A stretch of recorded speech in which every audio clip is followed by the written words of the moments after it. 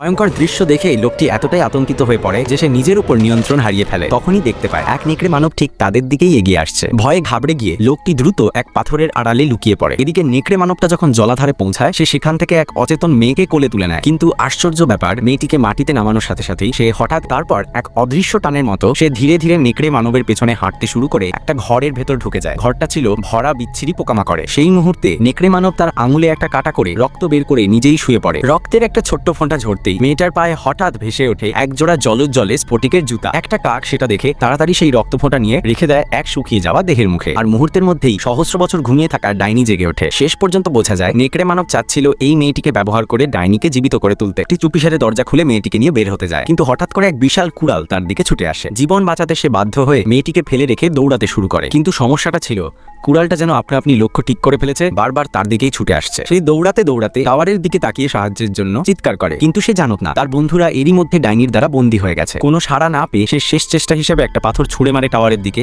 আর সেটা গিয়ে সোজা আঘাত করে এক আয়নার উপর। এই আঘাতে বন্ধুরা ফিরে পায় নিজেদের নিয়ন্ত্রণ। ঠিক তখনই নেকড়ে মানব এসে পড়ে লোকটির সামনে। সে যখন প্রাণঘাতী আক্রমণ করতে যাচ্ছিল, বন্ধুরা উপর থেকে ঝাঁপিয়ে পড়ে ডাইনির চুল ধরে টেনে নিচে নামিয়ে আনে। নেকড়ে মানব এত দ্রুত কিছু বুঝে উঠতে না পেরে সরাসরি তাদের নিচে চাপা পড়ে অজ্ঞান হয়ে যায়, আর ডাইনির পুনর্জীবনের পরিকল্পনাও একদম ব্যর্থ হয়ে যায়।